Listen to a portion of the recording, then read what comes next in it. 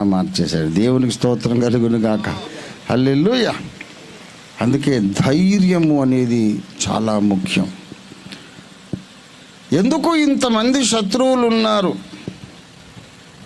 అంటే దావీదు జీవితంలో ఒక తీర్మానం చేశాడు, అందుకు వీళ్ళందరూ శత్రువులయ్యారు.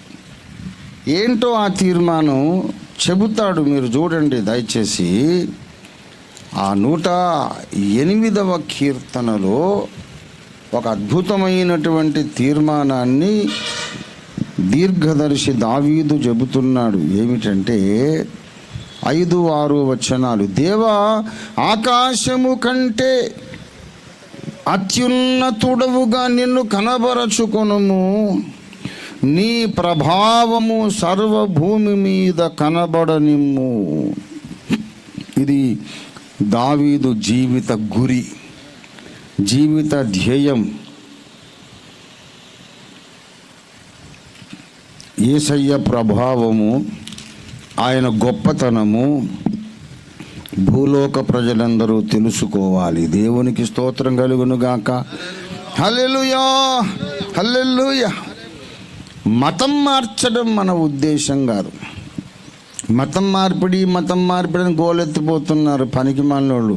ఒరే, మతం మార్చమని యేసయ్య మాకు చెప్పలేదు, మీరందరూ మీ మతం మార్చుకోమని మేము చెప్పడం లేదు. 45 ఏళ్ళుగా నేను ఎలుగెత్తి ఘోషిస్తూ ఉన్నాను, ఎవ్వడూ మతంలోకి దిగకండి, మతం మార్చుకోకండి, మతాలన్నీ మంచివే, అన్ని మతాలు మంచినే చెబుతున్నాయి, మేము మతాన్ని ప్రకటించటం లేదు, ఒక వ్యక్తిని ప్రకటిస్తున్నాం. ఆయన పేరు నజరేయుడైన యేసు. దేవునికి స్తోత్రం కలుగును గాక. క్రైస్తవ మతంలోకి నీ వస్తే నీకు రక్షణ రాదు, కానీ యేసుక్రీస్తు నీ హృదయంలోనికి వస్తే నీకు రక్షణ వస్తుంది, నీ బ్రతుకు మారుతుంది, నీ గమ్యం మారుతుంది. దానికి దీనికి నక్కకు నాకలోకానికి ఉన్నంత భేదం ఉంది. జమీన్ ఆస్మాన్ का जितना फर्क है, इन दोनों तजुर्बे में उतना फर्क है. నువ్వు మతంలోకి రావడానికి, యేసు నీలోనికి రావడానికి ఎంత భేదం ఉందంటే, నక్కకు నాకలోకానికి, భూమికి ఆకాశానికి ఎంత భేదమో అంత భేదం ఉంది. చాలామంది మతంలోకి వచ్చి ఇటు నుంచి నరకానికి వెళ్తారు. మతంలోకి వచ్చి నరకానికి వెళ్ళే వాళ్ళు ఉన్నారు, కానీ క్రీస్తును హృదయంలోకి చేర్చుకున్న వాళ్ళందరూ మోక్షానికి వెళ్తారు. దేవునికి స్తోత్రం కలుగును గాక. హల్లెలూయా. దేవా, నీ ప్రభావము, రక్షకుడైన యేసయ్య యొక్క ప్రభావము సర్వభూమి మీద కనబడనిమ్ము. అక్కడ వచ్చింది గొడవ. మీరు నిజంగా మతాన్నే ప్రచారం చేస్తే ఎవరు నిన్ను కొట్టరు, ఎవరు ద్వేషించరు, ఎవరు చంపుదామని చూడరు. మతాలతో మనకు ఏమి ఇబ్బంది లేదండి, ఎన్నో మతాలు ఉన్నాయి, ఇంకా కొన్ని కొత్త మతాలు కూడా కల్పించుకుందాం. కానీ యేసు అనే వ్యక్తి ఉన్నాడు, చూశారు, ఆయన పేరు వింటే ఈ లోకాధికారికి బీపీ, షుగరు అన్నీ వస్తాయి, గుండెలో దడబుడుతుంది. అరే యేసు అనగరా బాబు, నీ కాళ్ళు మొక్కుతాను, కానీ తెలంగాణ భాషలో నీ కాళ్ళు మొక్కుతా బాంచాను. ఆ యేసు అని ఒక్క మాట తీసేవయ్యా బాబు, ఆ యేసు అనగానే ఆయన బీపీ పెరుగుతూ ఉన్నది. ఎందుకు భయ్ నీకు అంత ద్వేషం ఆయన మీద అంటారే? పరలోకము నుండి నన్ను ఒక్క తాపుదాన్ని పడేసినోడు ఆయన కదా. నేను ఒక అభిషేకమునుందిన కెరూబునై, సర్వశక్తి గల ఎల్షద్దాయి దేవుని మీద తిరుగుబాటు చేసి, పెద్ద కుట్ర చేసి, నేనే దేవుని సింహాసనానికి పైగా నా సింహాసనం హెచ్చిద్దాం అనుకుంటుంటే, నేనే విశ్వాధిపతిని అయిపోదామని కలలు కంటుంటే, ఫుట్బాల్ దనినట్టు ఒక్క తన్ను దని నన్ను అక్కడి నుంచి పడేసినోడే ఈయన. పోని భూమి మీదకి వచ్చి నా రాజ్యాన్ని కట్టుకుంటుంటే మళ్ళీ ఆయన భూమి మీదకి ఆయన వచ్చాడు. వస్తే వచ్చాడు, చచ్చిపోయాడు, వెళ్ళిపోయాడు అనుకుంటుంటే మీరు ఒకళ్ళు తయారయ్యారు. ఊరిగా యేసునామం అంటే మరి బీపీ పెరగదా నాకు? Please understand me. Stop preaching the gospel. ये सुसमाचार सुनाना, इंजील सुनाना बंद करो, अपन दोस्त बन जाएंगे. మనం ఫ్రెండ్స్ అయిపోదాం, నేను మిమ్మల్ని రాజులను రాణులను చేస్తా, ఆ యేసు అనే ఒకటి మానుకోండి అయ్యా బాబు అంటాడు వాడు. అరే యేసు వదిలిపెడితే ఇంకేముందిరా, గాలి బూడిద ఏముంది? యేసు లేకపోతే ఏమున్నది? ఏం లేదు మనకి. ఇంకా ఒక నిరీక్షణ లేదు, రక్షణ లేదు, నరకాన్ని తప్పించుకునే అవకాశం లేదు. మన సర్వస్వము యేసు, ఈ ప్రపంచానికి ఉన్న ఏకైక నిరీక్షణాధారము యేసు. యేసునందే రక్షణ కలదు. దేవునికి స్తోత్రం కలుగును గాక. హల్లెలూయా, హల్లెలూయా. మరి ఎవని వలనను రక్షణ కలుగదు? అరే ఇన్ని మతాలు ఉన్నాయి కదా, అనేక మంది దేవతలు ఉన్నారు కదా, ఉంటే ఉన్నారు, మేము కాదనిలా, ఎవరికి ఇష్టం వచ్చింది వాళ్ళు ఆరాధించుకోండి. కానీ మేము ఎరిగిన సత్యం ఏంటంటే, ఆకాశము క్రింద మనుషులలో భూమి మీద ఇవ్వబడిన ఏ నామమునను రక్షణ మనం పొందలేము, ఈ నామముననే మనము రక్షణ పొందవలే. అదే మరియ కుమారుడు, దేవుని కుమారుడు, ఆది సంభూతుడు, శబ్ద బ్రహ్మమని పిలిపించుకున్నటువంటి మృత్యుంజయుడు, మానవ చరిత్రలో మరణమును గెలిచిన ఏకైక శూరుడు యేసు నామంలో మాత్రమే రక్షణ. నేను అట్లా చెప్తే మాకు బీపీ వేరు కదా మరి.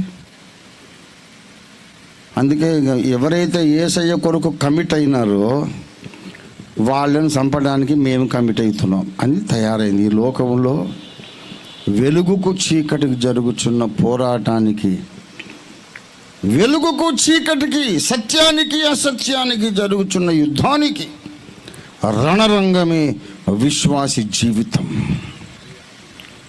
నీ జీవితంలో దేవుడు సాతాను యుద్ధం చేస్తున్నారు, యుద్ధ భూమిగా నువ్వు ఉన్నావు. అందుకే నీవెన్నో గాయాలు పొందాల్సి వస్తుంది. నువ్వు అనుకున్నట్టుగా నీ జీవితం ఉండదు, నీకు కావలసిన కార్యాలు జరగవు. అందరూ బాగున్నారు, నేను ఒక్కదాన్ని ఇలాగున్నానేంటి? అందరూ బాగున్నారు, నాకు ఒక్కడికే ఏది కలిసి రాదేంటి అని ఆశ్చర్యపోతావు. బాబు నీ జీవితం ఒక యుద్ధ రంగం. భూమి మీద నరుల కాలం యుద్ధ కాలం అన్నాడు. ఎవరి మధ్య యుద్ధం? వెలుగుకు చీకటికి మధ్య యుద్ధం, సత్యానికి అసత్యానికి మధ్య యుద్ధం, అన్యాయానికి న్యాయానికి మధ్య యుద్ధం. సృష్టికర్తకు ఆయన మీ తిరుగుబాటు చేసిన దుష్టుడు, దుర్మార్గుడు, నీచుడు, నికృష్టుడైన సాతానుకు మధ్య యుద్ధం. నీవేమో యుద్ధ రంగానివి. కాబట్టి ధైర్యంగా ఉండాలి. దేవా నేను నిబ్బరముగా ఉన్నాను, ఐ డోంట్ ఫియర్, మే డర్తా నహీ, నాకేం భయం లేదు తండ్రి అని చెప్పగలగాలి మనం. దేవునికి స్తోత్రం కలుగును గాక. హల్లెలూయా. ఎవడైతే భయపడి వణుకుచున్నాడో వాడు గిలాదు కొండ వదిలేసి పొమ్మన్నాడు గిద్యోను.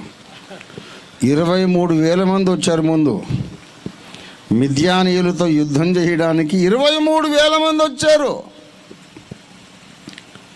దేవుడు అన్నాడు, వీళ్ళని చూస్తే కొంచెం తేడా కనపడుతుంది నాకు. వీళ్ళు ఇంతమంది ఉంటే చాలా ఎక్కువ మంది ఉన్నారయ్యా.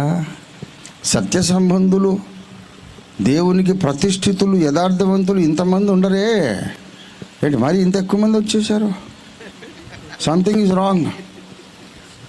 ఎవడో చాలా మైనారిటీ ఉంటారు. 23,000 మందే. టెస్ట్ పెట్టేసి ప్రకటన చేసే, గిద్యోన్ మీలో ఎవడు భయపడి వణుకుచున్నాడో వాడు గిలాదు కొండ విడిచి ఇంటికి వెళ్ళండి. బిలబిల బిల బిల బిల బిల మొత్తం 20,000 మంది పోయి 3,000 మంది మిగిలారు. ప్రియులారా, ఈ జనులు ఇంకా ఎక్కువ మంది అన్నాడు న్యాయాధిపతులు 7వ అధ్యాయంలోని విషయం. వీళ్ళు ఇంకా ఎక్కువ మంది. ఇంతమంది కూడా నాకు నచ్చలే అని మళ్ళీ టెస్ట్ పెట్టాడు. ఆఖరికి వడపోసి 300 మంది ఉన్నారు. అవతల వాళ్ళేమో ఇసుకేస్తే రాలకుండా ఉన్నారు జనాలు. చాలరా బాబు, వీళ్ళు కావాలి. దేవుడు తక్కువ జనముతో గొప్ప కార్యాలు, అధికమైన అనూహ్యమైన కార్యాలు, ఎవడు కలలో కూడా ఊహించని కార్యాలు అతి తక్కువ జనముతో చేయడం దేవుని పద్ధతి. దేవునికి స్తోత్రం కలుగును గాక. హల్లెలూయా. అసలు ప్రపంచ చరిత్ర ప్రారంభము నుండి సంఘ చరిత్ర ప్రారంభం నుండి ఎప్పుడు ఇదే వరస. కొద్ది సైన్యముతో గొప్ప విజయాలు సాధించడం దేవుని పద్ధతి. కనుక మనం ఏం చేయాలి? ధైర్యంగా ఉండాలి.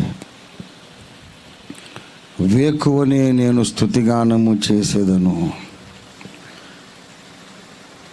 తీర్మానమైతే చేసుకున్నాడు. మంచిది. దావీదు, నీకు ఏం కావాలయ్యా? ఏమి వరము కోరి ప్రార్థన చేస్తున్నావు అంటే, నాకేం కావాలి తండ్రి, అన్నీ ఇచ్చావు. జ్ఞానం ఇచ్చావు, అన్న వస్త్రాలు ఇచ్చావు, రాజ్యం ఇచ్చావు. ఇంకా నాకు ఏం కావాలి? రక్షణ భాగ్యం ఇచ్చావు.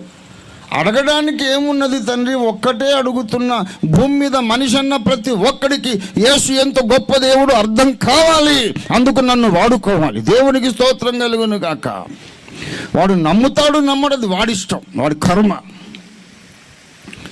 నమ్ముతాడో నమ్మడో, రక్షణ పొందుతాడో, ఎట్లో పడతాడో వాడి ఇష్టమే. బలవంతాన్ని ఎవరిని మార్చడం మాకు ఇష్టం లేదు. వాడు నమ్ముతానంటే నాకు సంతోషం, నమ్మను పొమ్మంటే ఇంకా ఎక్కువ సంతోషం. పరలోకంలో వాడికి ఇచ్చే ఆస్తి కూడా నాకే వస్తుంది. వాడు పరిపాలించుకోవాల్సినటువంటి ఆ రాజ్యాన్ని కూడా దేవుడు నాకే ఇస్తాడు. ప్రభువా, వాడికి చెప్పాను, మరి వాడు రాలేదు, ఏం చేయమంటావు? నీ తప్పు కదరా కొడుక, వాడి రాజ్యం కూడా నువ్వే తీసుకుంటాడు ఆయన. దేవునికి స్తోత్రం.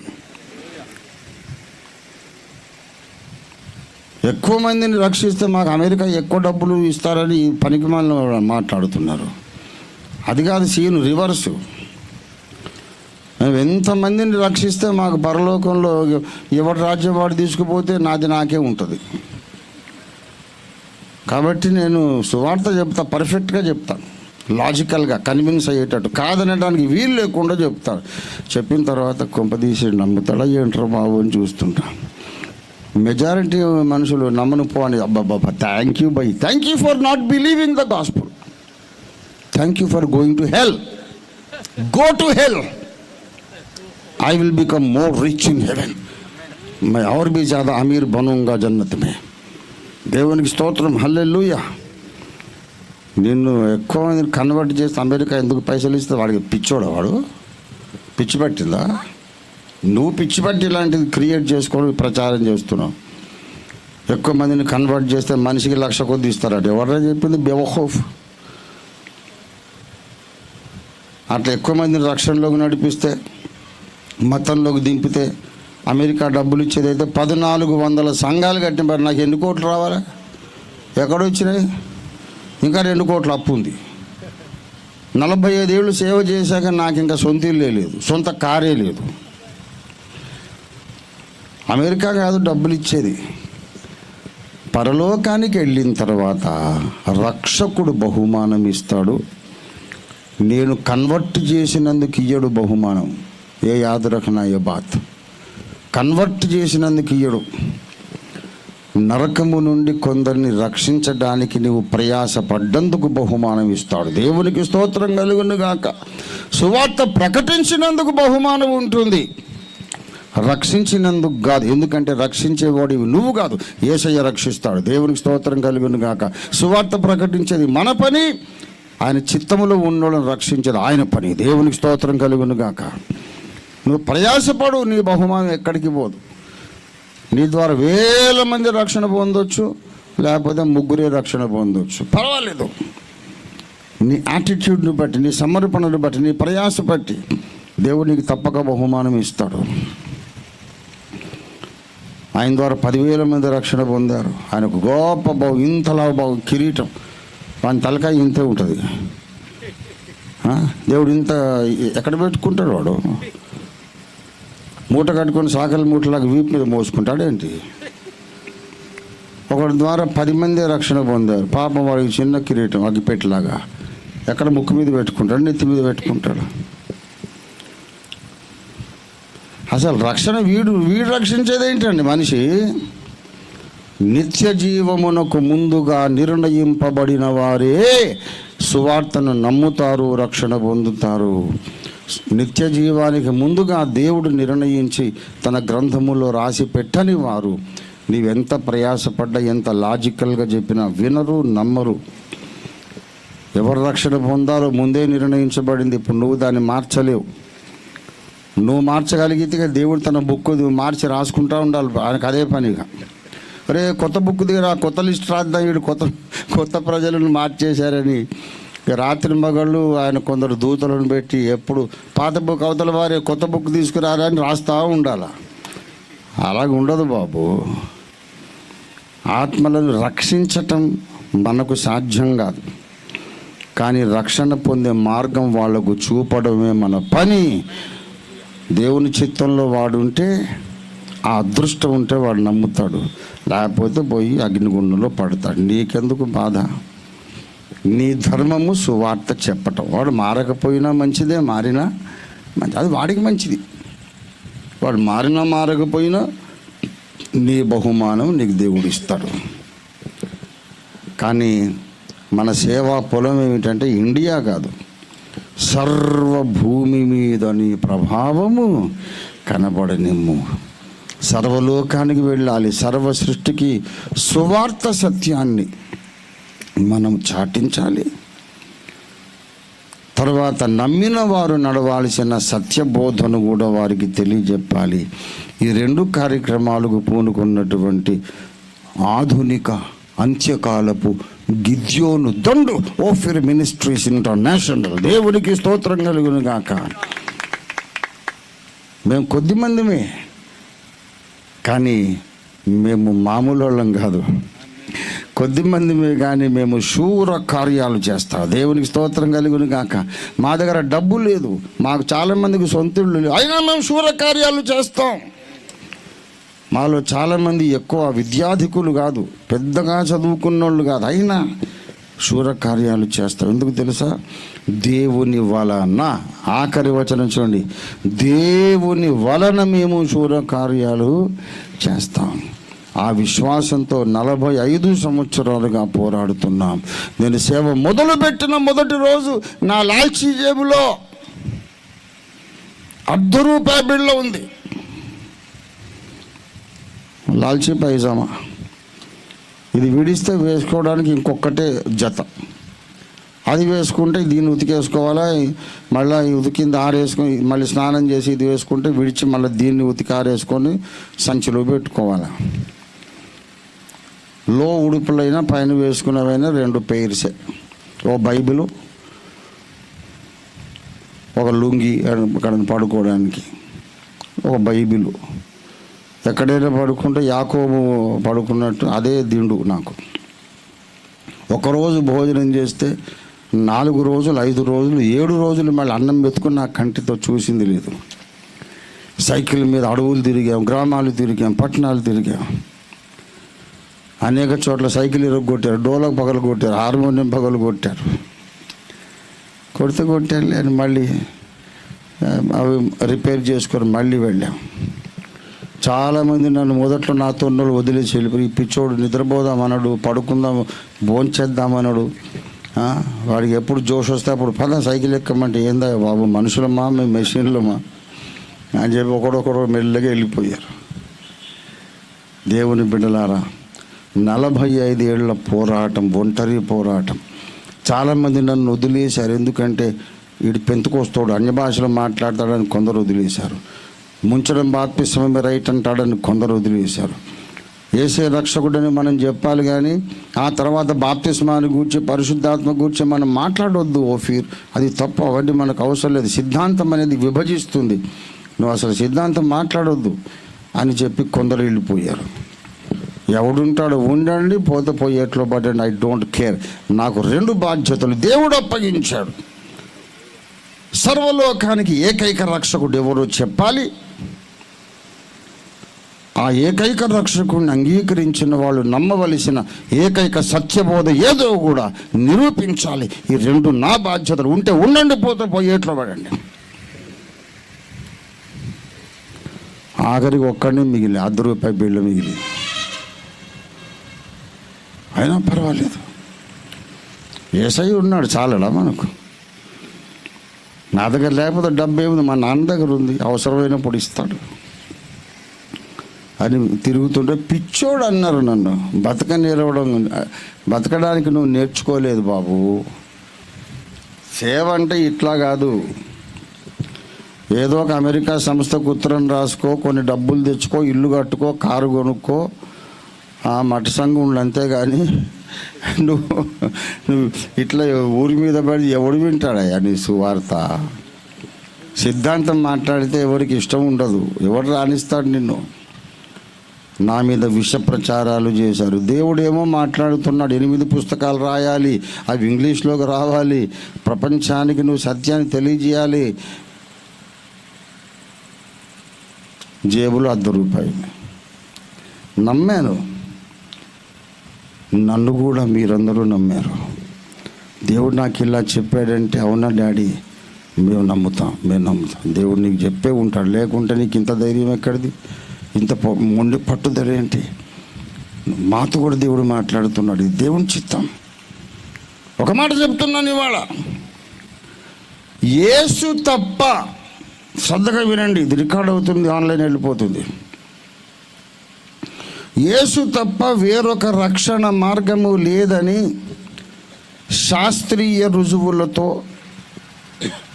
సకల మత గ్రంథాలలోని ఆధారాలతో అన్ని మతాల ప్రజలు అవును కదా అని కన్విన్స్ అయ్యే రీతిలో అపాలజెటిక్గా సువార్త ప్రకటించడానికి, అలాగ రక్షణ పొందిన వాళ్ళు నమ్మడానికి అపోస్తలిక సిద్ధాంతం ఇదే, పౌలు చెప్పిన బోధ ఇదే అని నిరూపించడానికి రంజిత్ ఓఫీర్ను దేవుడు నియమించాడో లేదో ఆ మాట పక్కన పెట్టేద్దాం. ఒక 5 నిమిషాలు అటక మీద పెట్టేసాడు. సువార్త చెప్పడం, సత్యబోధను నిరూపించడం, ఈ 2 పనులు చేయడానికి అద్దంకి రంజిత్ ఓఫీర్కి దేవుడు అప్పగించాడా బాధ్యత, అప్పగించలేదా అనేది పక్కన పెట్టేసేయండి. బాధకి బాధ మీ సోంచంగా. కానీ యేసే సత్యదేవుడని నిరూపించేవాడు ఒకడు భూమి మీద ఉండాల్సిన అవసరం ఉందా లేదా? అవసరం ఉందా లేదా? నమ్మిన వాళ్ళందరూ తలకొక బాప్తిసం, తలా ఒక బోధ, అడ్డగోలుగా ఆగమాగం చేయకుండా న్యాయాధిపతుల కాలంలో లాగా ఇశ్రాయేలుకు రాజు లేవుడు, ఎవడు ఇష్టం వచ్చినట్టు వాడు ప్రవర్తించాడు అన్నట్టుగా ఉండాలనా? లేకపోతే ఇదే దారి, ఇందులో నడవమని చెప్పడానికి ఒకడెవడన్నా భూమి మీద ఉండాల్సిన అవసరం ఉన్నదా లేదా? అవసరం ఉన్నది అన్నప్పుడు ఆ పని చేస్తున్నావు నువ్వెందుకురా అడ్డగిస్తున్నావు? తెలివి తక్కువడా? ఎవడో ఒకడు ఉండాలి కదా, మరి నువ్వు చేస్తావా పని? మనకంత సీన్ లేదుగా. మరి సీన్ లేకపోతే సీన్ ఉన్నోడిని ఎందుకు నువ్వు వ్యతిరేకిస్తున్నావు? నిత్య చీకటి క్రైస్తవులం అనుకున్నోళ్ళలో కూడా పనిచేస్తుంది.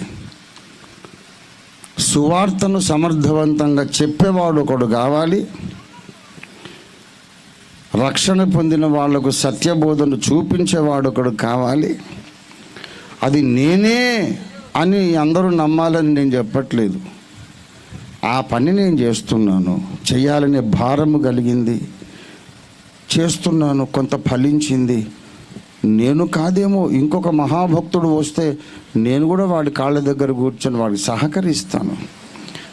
ఇక్కడ ఓఫీరా ఇంకొకడా అనేది పాయింట్ కాదు, పని జరగడమే కావాలి. దేవునికి స్తోత్రం కలుగును గాక. పని జరగడమే కావాలి. పని ముఖ్యం, పనోడు కాదు. హోటల్కి పోయి బిర్యానీ తింటావు, బాగుంది కమ్మగా ఉందని బిల్లు కట్టి వస్తావు, కానీ ఎవడా ఇది బిర్యానీ చేసిన ఇంటి పేరేంది సార్, వాని పిల్లనిచ్చిన మామేవుడు, ఎంత కట్నం తీసుకుని, అవన్నీ అడుగుతావా? ఫాల్తు ప్రశ్నలు. ఎవడు ఉండాడు మనకు అనవసరం. బిర్యానీ బాగుంది. దేవుని సేవకుల పేర్లు ముఖ్యము కాదు, దేవుని ప్రణాళిక నెరవేరుట ముఖ్యం. అది ఎక్కడ నెరవేరితే అక్కడ నా హస్తం ఉంటుంది అని తీర్మానించుకున్నోళ్ళే గిద్యోను దండు. దేవునికి స్తోత్రం కలుగును కాక. హల్లెలూయా. పని ముఖ్యం, పనోడు ముఖ్యం కాదు. అరే నన్ను వదిలేయి బాబు, నా సంగతి నేను మంచోడు కాదు, యోగ్యుడిని కాదు, అన్నీ కానీ నువ్వేది రాసుకుంటే అది నీ ఇష్టం, కానీ పని అయితే జరగాలి కదా. నువ్వు చెయ్యి మరి, లేకపోతే చేసేవాడికి సహకరించు. 45 ఏళ్ల సేవ తర్వాత 8 ప్రణాళిక గ్రంథాలు వచ్చిన తర్వాత, అందులో 3వ పుస్తకం కూడా ఇంగ్లీష్లో రిలీజ్ అయిన తర్వాత, రిలీజ్ చేయడానికి మనం పిలవకుండానే అమెరికా నుండి ఒక యూనివర్సిటీ ప్రొఫెసర్ సైంటిస్ట్ వచ్చి, అమెరికన్ సెనేటర్, నేను పిలవలే, ఆయన వచ్చాడు ప్రేమతో. ఆయన వచ్చి నన్ను హత్తుకొని కౌగలించుకొని, బ్రదర్ని నన్ను ఒక ఫోటో తీయమని, ఆ ఫోటో చూస్తే మీరు పరేషాన్ అయిపోతారు. సొంత తండ్రి, సొంత అన్నయ్యలాగా నన్ను హత్తుకొని ఫోటో తీసుకున్నాడు సగర్వంగా. ఇది నేను అందరికీ చూపించుకుంటాను అని చెప్పి. నాకు కొంచెం టైం కావాలి, I want to honour you అన్నాడు అంతే, అంతకంటే నాకేం తెలియదు. టైం ఏముంది, తీసుకొని 10 నిమిషాలే కదా అన్నా నేను. ఆయన 4 అవార్డులు ఇచ్చి, ఒక మెడల్ ఇచ్చి, ఒక డాక్టర్ ఆఫ్ డివినిటీ ఇచ్చి, ఏమేమి నేను పరేషాన్ అయిపోతాను. ఇంకెన్ని ఉన్నాయంటే తీస్తూనే ఉన్నాడు, ఒకటైన తర్వాత అయిపోయింది. అంటే ఇంకోటి ఉంది, కొంచెం ఆగని తీస్తూ ఉన్నాడు. అవి అమెరికన్ యూనివర్సిటీ సీల్తో వచ్చినటువంటివి. అరే ఇవన్నీ ఎప్పుడు తయారైనవి అంటే మాకు తెలుసండి. ఇంటర్నెట్లో అన్నీ చూసాం, గమనించాం. ఎవరిని ఘనపరచాలో మాకు తెలుసు. మీరెవరు మమ్మల్ని అడగలేదు, కానీ దేవుడు నిన్ను హెచ్చిస్తున్నాడు ఇవాళ అని అన్నాడు. దేవునికి స్తోత్రం కలుగును గాక. విచిత్రం. సరే, 1981లో 82లోనంటే అర్థం కాలేదు. ఇప్పుడు 45 ఏళ్ల తర్వాత ఈ పుస్తకాలు చూసి, సంఘాలు చూసి, ₹1 బిళ్ళతో మొదలుపెట్టి 1400 సంఘాలు, 1000 మంది సేవకులను తయారు చేసిన తర్వాత ఇంకా అర్థం కాలేదా? Hopeless fellow. వాడికి ఇంకెప్పటికీ అర్థం కాదు. అర్థం కాని ఎడ్డుముఖమే వచ్చి నిలబడతాడు క్రీస్తు న్యాయపీఠం ముందు. వాని పేరు పిలుస్తారు న్యాయపీఠం ముందు తీర్పు కోసం. పిలిస్తే వాడు ఎడ్డోడు చూసిన ఎటో చూసుకుంటూ ఉంటాడు. ఏందిరా, భూమి మీద కూడా ఎటో చూసావు, ఇక్కడ కూడా ఎటో చూస్తాడు. ఏందిరా నీ బ్రతికే ఎటో చూడడం అయిపోయిందిరా ఎడ్డోడా. అటు చూసి ఎటు చూసి. ఇంకా దురదృష్టవంతుల సంగతి మనకెందుకు, కానీ మనమైతే నిబ్బరముగా ముందుకు సాగుదాం. దేవుని వలన గొప్ప కార్యాలు చేద్దాం. దేవునికి స్తోత్రం కలుగును గాక. హల్లెలూయా. దేవాన హృదయము నీయందు స్థిరమాయన్, నే పాడుచు స్తుతింతును నాయాత్మగానము చేయున్. ఏమనుకోవద్దు బేట, సడన్గా ఎత్తుకున్నా. పరిశుద్ధాత్మ నడిపి ఏం చేయాలి మరి? కొంచెం ఆగవే అని ఆయనకి చెప్పడానికి కుదరదు. దేవాన హృదయము నీయందు స్థిరమాయన్. మంచిగా అది దేవాన హృదయము నీయందు స్థిరమాయన్, నీ పాడుచు స్తుతింతును నాయాత్మగానము చేయు. స్వరమండలమా సితారా మేల్కొనుడి మీరు కూడా. స్వరమండలమా సితారా మేల్కొనుడి మీరు కూడా. స్వరమండలమా సితారా మేల్కొనుడి మీరు కూడా. వేకువాణి లేచెదను స్తుతిగానము చేసెదను. వేకువాణి లేచెదను స్తుతిగానము చేసెదను. దేవాన హృదయము నీయందు స్థిరమాయన్, నీ పాడుచు స్తుతింతును నాయాత్మగానము చేయు. Glory, hallelujah. Thank you lord Jesus.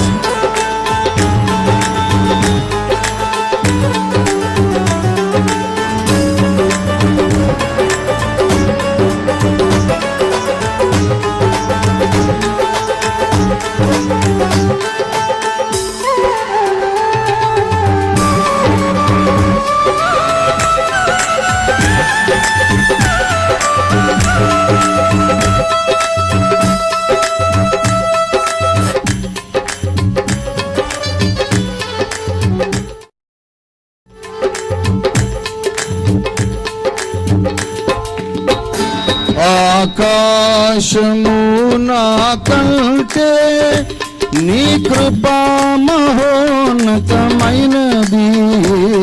ఆకాశము నా కంటే నీ కృపా మహోన్నతమైనది. ఆకాశము నా కంటే నీ కృపా మహోన్నతమైనది. నీదు సత్యము మేఘముల కంటే అత్యున్నతమైనది. నీదు సత్యము మేఘముల కంటే అత్యున్నతమైనది. దేవాన హృదయము నీయందు స్థిరమాయన్. నీ పాడుచు స్తుతింతును నాయాత్మగానము చేయు. స్తోత్రం, హల్లెలూయా, గ్లోరీ.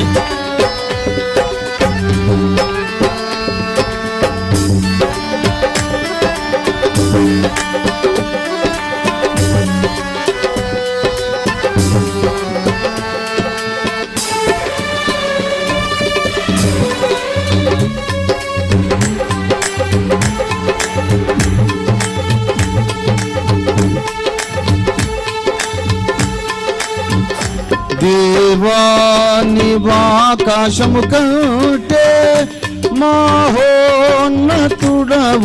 కమ్ము. దేవా నీ ఆకాశము కంటే మహోన్నతుడవు కమ్ము. దేవా నీ ఆకాశము కంటే మహోన్నతుడవు కమ్ము. నీదు మహిమ సర్వ భూమి మీద వ్యాపించునుగాక.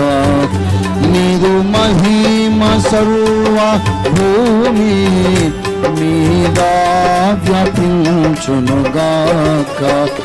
దేవాన హృదయము నీయందు స్థిరమాయు.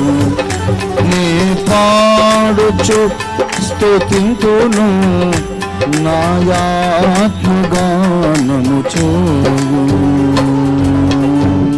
దేవునికి స్తోత్రం, హల్లెలూయా. ప్రభునందు ప్రియులారా, ఈ దినాలలో, కడవరి దినాలలో, అంత్య దినాలలో, అపాయకరమైన దినాలలో, దుర్దినాలలో, ఈ దుర్దినాలు, ఈ సంభవాలన్నీ కలిసి యేసయ్య వస్తున్నాడని సూచిస్తున్న శుభదినాలలో లోకస్తులు భయము చెడి కూలుచుండగా దేవుని రాజ్య సంబంధులు, సత్య సంబంధులు ఈ సూచనల వెనుక యేసయ్య రాకడ అడుగుల సవడి వినొచ్చు తలలెత్తుకొనుచుండగా ఇవాళ మనము ధైర్యం తెచ్చుకోవాలి. ధైర్యాన్ని విడవకండి, ధైర్యాన్ని విడవకండి. అన్నిటికీ మనం రెడీగా ఉండాలి. మనం ఎవరిని ఏమనం, నిష్కారణంగా మనల్ని ద్వేషిస్తారు. కాస్త జాగ్రత్తగా ఉండాలి. పాస్టర్లు కానీ క్రైస్తవులు ఎవరైనా సరే, స్త్రీలు మరి ముఖ్యంగా, రాత్రులు ఒంటరిగా ఎక్కడ పడితే అక్కడికి వెళ్ళడం అని పిచ్చి పనులు మీరు చేయకండి. వెళ్ళొద్దు. నేను ఇప్పుడు చెప్పానా? ఎన్నిసార్లు చెప్పానండి? 100 సార్లైనా చెప్పుంటాను. ఒంటరిగా ఎక్కడికి వెళ్ళకండి. క్రూర జంతువులు సమాజంలో ఉన్నాయి. ఒట్టి నా శిష్యులు, నా బిడ్డలే కాదు, యేసయ్య నా దేవుడు అనుకున్న వాళ్ళందరూ జాగ్రత్తగా ఉండండి. మీకు తెలియకుండానే మిమ్మల్ని ద్వేషించి మిమ్మల్ని చంపాలనుకునే దుర్మార్గులు ఉన్నారు. మనం జాగ్రత్తగా ఉండాలి. తోడేళ్ల మధ్యలోనికి గొర్రెలను పంపినట్టు నేను మిమ్మల్ని పంపుచున్నాను. తోడేళ్ల గుంపులోనికి గొర్రె పిల్ల వెళ్ళింది. అవి బలమైన జంతువులు, క్రూరమైన జంతువులు. హాని చేద్దామనే గుణం వాటికి ఉంది, హాని చేయగలిగే బలం వాటికి ఉంది. గుర్రకు ఆ రెండూ లేవు. హాని చేద్దామనే గుణము లేదు, హాని చేయటానికి ఆయుధము లేదు, కొమ్ములు లేవు, ఏమీ లేవు. గొర్రె పిల్లకి ఏముంది? హాని చేద్దామని పొంచి ఉన్న వాళ్ళ మధ్యలోకి ఒక గొర్రె పిల్లలాగా నువ్వు వచ్చావు. నీకు రెండు ఉండాలి. పాముల లాంటి వివేకము ఉండాలి, సెల్ఫ్ డిఫెన్స్. నిన్ను నీవు కాపాడుకునే ప్రయత్నంలో తప్పు చేయకుండా, లేఖనము కానీ దేశ చట్టము కానీ నిషేధించిన పనులేవీ చేయకుండా పావురములాగా నిష్కపటంగా ఉండాలి. పాపం చేయొద్దు, నేరం చేయొద్దు, కానీ నిన్ను నీవైతే కాపాడుకోవాలి. ఈ జ్ఞానము ప్రతి క్రైస్తవుడు నేర్చుకోవాలి. అప్పుడే మన కళ నెరవేరగా మనం కళ్ళారా ఈ భూమి మీద బ్రతుకుని చూడగలుగుతాం.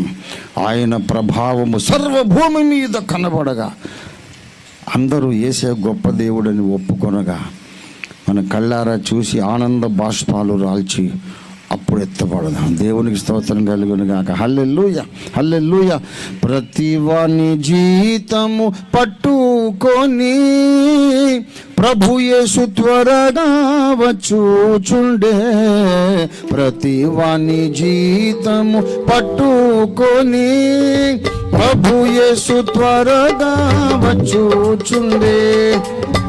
ఆనంద బాష్పాలు ఆయాని తుడువా, ఆనంద బాష్పాలు ఆయాని తుడువా. హల్లెలూయాయని ఆనందించెదం, హల్లెలూయాయని ఆనందించెదం. క్రైస్తవ కర్షక కదలి రావయ్యా, కన్నులు తెరచి కానవేమయ్యా. కోతకాలము గతించిపోయే, గ్రీష్మకాలము కూడా జరిగిపోయే. దేవునికి స్తోత్రం కలుగును గాక. ప్రతివాని జీతం ఎక్కడికి పోదు, పదిలంగా ఆయన దగ్గర ఉంది. నువ్వెంత కన్నీళ్ళు ప్రార్థన చేస్తున్నావు, ఎంత సువార్త ప్రకటిస్తున్నావు, ఎన్ని అవమానాలు నిందలు నువ్వు మోస్తూ అనుభవించి ఎంత ఆరడి పెట్టబడుతున్నావో, నీ హృదయం ఎంత గాయపడుతుందో అదంతా దేవుని లెక్కలో ఉంది. నువ్వే మాత్రం కూడా అనుమానించొద్దు.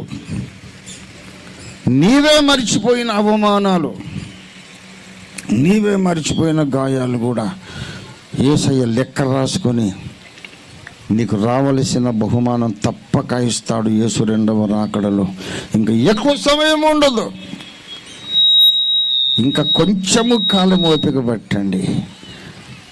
ఈ భూప్రపంచమంతా దేవుని ప్రభావముతో సత్యవాక్యముతో నిండిపోవడం మనం కళ్ళారా చూడబోతున్నాం. మనం ఎదురు చూద్దాం, పట్టు విడవకుండా ప్రార్థన చేద్దాం. ఇంతకాలం మీరు అందించిన సహకారం ఇంకా మరికొద్ది దినాలు అందించండి. పని ప్రారంభం అయిపోయింది. ప్రపంచమంతా సత్యం నింపడానికి పెద్ద ముందడుగు వేసేసాం. లాంగ్ లీప్ అహెడ్ ఢిల్లీలో మనం వేసేసాం. దేవునికి స్తోత్రం కలుగును గాక. ఇంకా కొన్ని రోజులే మళ్ళీ నెక్స్ట్ నా బర్త్డే వచ్చేటప్పటికి ప్రపంచమంతా ఒకటే మాట్లాడుకుంటుంది. ఓఫీర్ సాహిత్యం, ఓఫీర్ లిటరేచర్ మాట్లాడుకుంటుంది. అలా దేవుడు చేస్తాడు. దేవుడు నాకు చెప్పాడండి. ఎప్పుడు నేను ఇంకా ఫుల్ టైం సేవకు రాకముందు చెప్పాడు. నేను ఫుల్ టైం మినిస్ట్రీకి రాకముందు, దేవుడు నన్ను పిలవకముందు, నాకు 18 ఏళ్ల వయసు ఉన్నప్పుడు చెప్పాడు. ఈసీఐలో నేను ఉద్యోగంలో ఉన్నప్పుడు చెప్పాడు. ఒకనాటికి లోకమంతా నీ మాట వింటుంది, ఇది నా మాట, నన్ను నమ్ము అన్నాడు. సరే తండ్రి నమ్ముతానన్నాను, నమ్మాను. ఇప్పటికి 50 ఏళ్ళు. దేవునికి స్తోత్రం కలుగును గాక. 1/2 శతాబ్దం. ఎంత భీకర పోరాటం, ఎంత భయంకర పోరాటం, ఎన్ని అవమానాలు, ఎన్ని దూషణలు. దేన్ని మేము ఖాతరు చేయలేదు. పిలిచినవాడు నమ్మదగినవాడు. ఒకటే పట్టుకొని ఆయన పాదాలు పట్టుకొని ముందుకు సాగాము. ఇవాళ విమర్శించిన వాళ్ళు, ద్వేషించిన వాళ్ళు, హాని చేద్దాం అనుకున్న వాళ్ళు చాలామంది లోకంలో లేరు. కానీ నన్ను తీసేద్దాం అనుకున్న వాళ్ళు కూడా పోయారు. నేను ఇట్లాగా ఉన్నా. చంపేసి బొంద పెడదాం అనుకుంటే దేవుడు దాంట్లో బొందలోంచి మళ్ళీ తీసుకొచ్చేశాడు. నన్ను విమర్శించిన వాళ్ళు ఏముందిరా నీ దగ్గర నీ బొంద అని తిట్టాడు కానీ ఇప్పుడు ఆయనే బొందలో ఉన్నాడు. ఏమండి,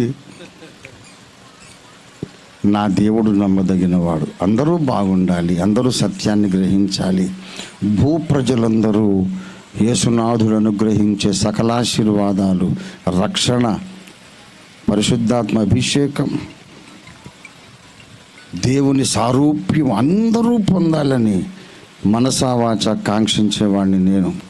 అప్పటికిప్పటికి నేనేం సంపాదించుకోవాలి. ఆ రోజు ₹1 ఉంది, ఇప్పుడు కూడా ఒక ₹1000 ఉండే నా దగ్గర. మంచిగా ఏసీలో ప్రయాణం చేస్తున్నా, ఫ్లైట్లలో తిరుగుతున్నా, నా పిల్లలు బుక్ చేస్తున్నారు. నేను ఒకసారి ఫ్లైట్లో దిగిన తర్వాత ఇంటికి రావడానికి క్యాబ్ కోసం డబ్బులు ఉండవు.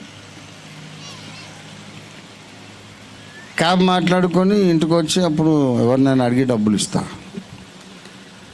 ఇప్పటికి నిల్ బ్యాలెన్సే, కానీ చాలా సంతోషం. నా ఇంటికి ఏ దొంగ రాడు, ఎందుకంటే దొంగలు చాలా తెలివైన వాళ్ళు. ఆయన దగ్గర ఏముందని బూడిద, అనవసరం వేస్ట్. ఆ కాస్త టైం ఇంకెవరు ఏ ఇంట్లో పడ్డా కూడా కాస్త ₹4 దొరుకుతాయి. ఆయన దగ్గరికి పోతే మనమే ఇచ్చి రావాలి, అంత బికారు కూడా ఆయన దగ్గర ఎక్కడిదని దొంగల అసోసియేషన్ అంతా వాళ్ళు తీర్మానం చేసేసారు. దొంగలకు ఒక అసోసియేషన్ ఉంటుందని నేను విన్నా. ఎక్కడ జేబులో డబ్బులు లేకుండా దేవుని పని జరగడం, దర్శనం నెరవేరడం అంటే అర్థమేంటో తెలుసా? మనము దేవుణ్ణి చూడడమే. దేవునికి స్తోత్రం కలుగును గాక, హల్లెలూయా. దేవుణ్ణి చూసి ప్రజలకు చూపిస్తున్నటువంటి సంస్థ ఓఫిర్ మినిస్ట్రీస్ ఇంటర్నేషనల్. ఇదే పట్టుదలతో ముందుకు సాగుదాం. భూ ప్రపంచమంతా దేవుని వెలుగుతో నింపేద్దాం. రండి, నేను ట్రైన్ ఎక్కే టైం అవుతుంది, ముగించుకుందాం, ప్రార్థన చేసుకుందాం. హల్లెలూయా.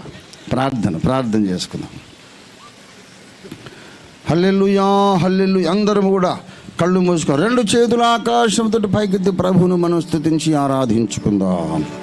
స్తుతి స్తుతి స్తుతి స్తుతి స్తుతి నాయన. హల్లెలూయా, హల్లెలూయా. మాట ఇచ్చి నెరవేర్చే దేవుడు, మాట తప్పని దేవుడు, అబద్ధమాడనేరని దేవుడు. ఒక మాట పలుకగా భూమి మీద పుట్టినటువంటి గిద్యోను దండులో నీవు నేనున్నాము. హల్లెలూయా, హల్లెలూయా, హల్లెలూయా.